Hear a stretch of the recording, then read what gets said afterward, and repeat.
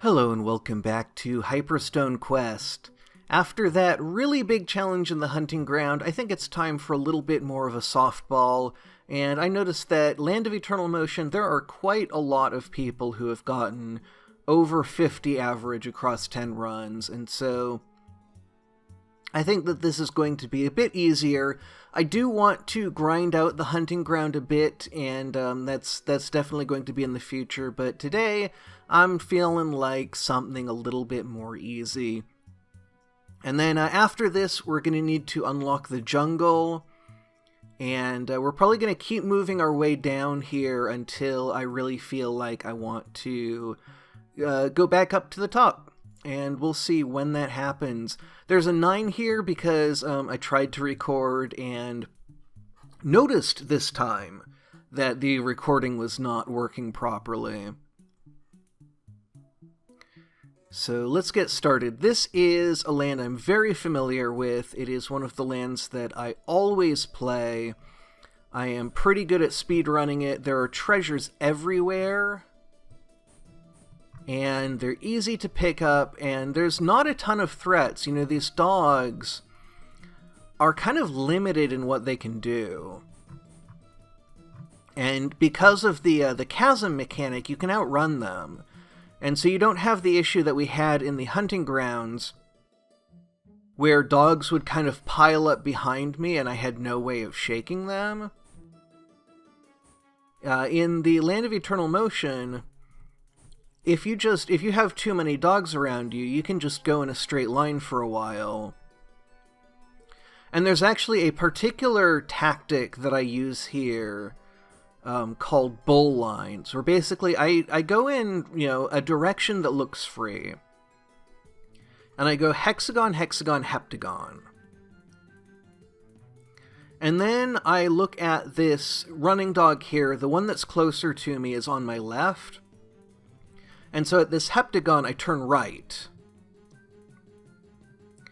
And then, because of this dog coming up here, I want to turn left this time, and then right. And because I see some stuff coming up from that direction, I'm going to turn again. And basically, with whether you turn left or right at the heptagon, the dogs on the opposite side will get left behind. But the dogs on the side that you turn towards are not going to get left behind. And so it's kind of a trade-off. Normally, you would be kind of zigzagging your way along so that you're leaving both sets of dogs behind. But sometimes it's more important to bend in one direction or another.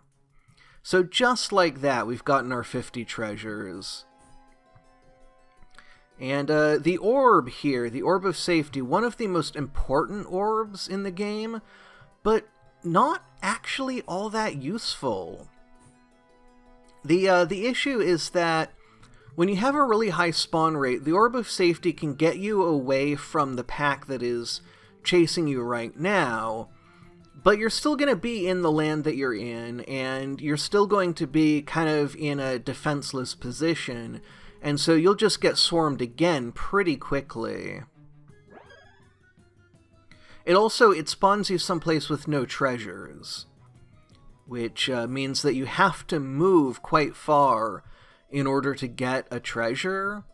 And while you're moving that far, you're going to be spawning a lot of dogs. And so it ends up kind of not doing that much. There are some kind of corner cases. Ooh, I think that I did a misclick there where I accidentally input 2 moves at once, and I really thought that was going to be the end of it. But I'm doing alright so far. I wonder if we can break 100 here. I'm definitely feeling the heat at this point. We're getting enough dogs from enough sides that it's becoming more and more difficult to shake them.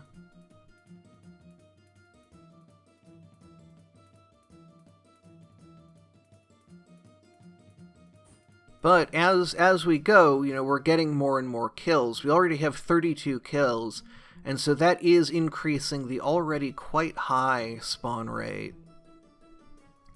But eventually, we're just going to see so much stuff spawning that there's nothing we can do. Or I will make some miscalculation like that, and that's game over. Well, I know that was a bit of a shorter one, but sometimes it's nice to just succeed. So next time we will be going into the hunting ground again. I'm feeling a little bit more confident, a little bit more energized, so we can see if we do a little bit better there. But for now, I want to say a big thank you to my Patreon supporters. They really make all of this so much easier and really help me out. And everyone who watches, subscribes, comments, your encouragement means the world to me. So until next time, thank you very much for watching, and have a great rest of your day.